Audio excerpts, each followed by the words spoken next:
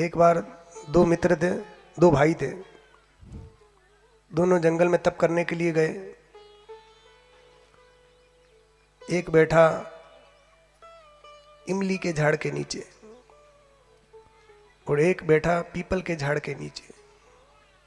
कई दिनों तक दोनों ने तप किया, भगवान की आराधना की, भगवान ने दर्शन नहीं दिया, बड़े विचलित हुए। एक बार नारद जी वहाँ से भ्रमण करते हुए निकले। नारद जी से पूछा, प्रभु आप बताइए हमको भगवान कब दर्शन देंगे। नारद जी ने कहा, मैं भगवान से पूछकर बताता हूँ कि उन्होंने कब निश्चित किया है आपको दर्शन देना। कि हाँ आप बताइए।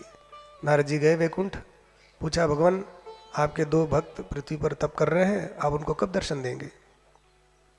भगवान ने कहा कि जो इमली के झाड़ के नीचे बैठा है उसको बता देना कि उस इमली के झाड़ में जितने पत्ते हैं उतने वर्षों के बाद मैं उसको दर्शन दूंगा। और जो पीपल के झाड़ के नीचे बैठा है उसको बता देना कि उस पीपल में जितने पत्ते हैं उतने दिनों के बाद उसको दर्शन दूंगा। नारद जी ने आकर दोनों को बात बता दी। जैसे ही दोनों ने सुना, हाँ पीपल के झाड़ के नीचे बैठा था, उसने अपना बिस्तर पोटला जो लाया था, कुछ कंबल अम्बल जो था सब समेटा और जाने लगा गांव में। कहाँ चले? कि सरेखा जा रहे वापस। कहे क्या हुआ? अरे इस झाड़ में कितने पत्ते ही पत्ते हैं, इतने सारे दिनों के बाद यदि भगवान दर्शन देंगे तब तक तो मैं बुढ़ा हो जाऊंगा, फिर क्या फायदा, न जाने कितने साल चले जाएंगे। तो मैं तो इतने टाइम तक वेट नहीं कर सकता, इतनी प्रतीक्षा नहीं कर सकता। मैं जा रहा हूं, अपना काम धंधा करूंगा, कमाऊंगा, खाऊंगा और क्या। वो चल दिया।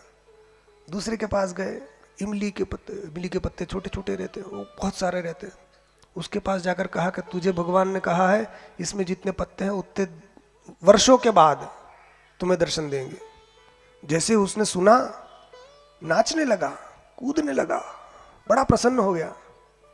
नारद जी आश्चर्यचकित हो गए, अरे क्या बात है, क्यों नाच रहे हो, क्यों कूद रहे हो? तुम्हारे भाई से हमने कहा कि इतने दिन बाद दर्शन देंगे, पीपल के पत्ते कम रहते हैं इमली की पत्ते की अपेक्षा, बड़े होते हैं। तो उसको तो कहा कि इतने दिन बाद दर्शन देंगे, तो वो तो निकल पड़ा, घर वापस चला गया। और तुम्हें तो इतने साल बाद, तो इतने में इतने पत्ते हैं कि तुम्हारे कई जन्म निकल जाएंगे। इसमें तो कई हजार पत्ते हैं, लाखों पत्ते हैं, इतने वर्षों बाद भगवान दर्शन देंगे तुमको, तुम क्यों प्रसन्न हो रहे हो?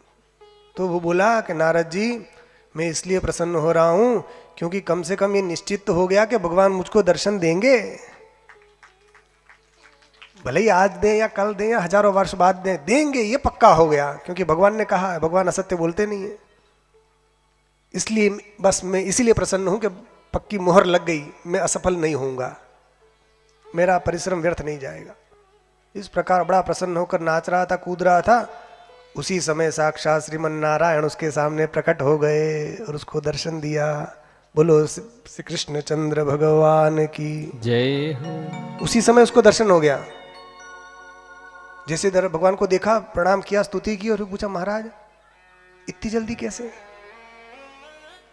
आपने तो कहा था कि इतने सालों बाद आएंगे, मतलब कई जन्म निकल जाएंगे तब आएंगे। तो भगवान ने कहा नारद जी से कि नारद मैं तो इनकी परीक्षा ले रहा था,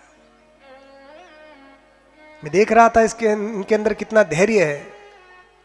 एक से कहा कि तुझे इतने दिनों बाद मिलेगा, तो उसके अंदर धैर्य नहीं था, वो चला गया, क्योंकि वो पूरा सिस्टम बनाकर आया था।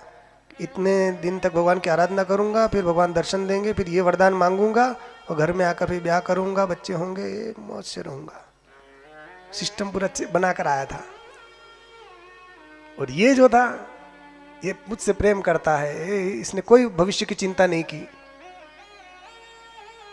सब कुछ छोड़ छाड़ के आ गया, इसलिए मैंने इसको अभी दर्शन दे दिया। इसके धैर्य की परीक्षा ले रहा था मैं, ये उसमें उत्तीर्ण हो गया।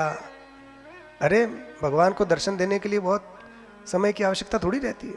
वो तो आत्मत्वात् सर्वभूतानां सिद्धत्वात् यह सर्वतः, सबकी आत्मा है, सिद्ध है, सब जगह है, बस प्रेम से उनको पुकारने की आवश्यकता है। ऐसा ही प्रहलाद जी ने असुर बालकों को से कहा था। आज वो प्रसंग भगवान की कृपा से यदि आया तो उसको भी बताएंगे। तो ये जो धैर्यपूर्वक लगा रहता है उसको सफलता मिलती है।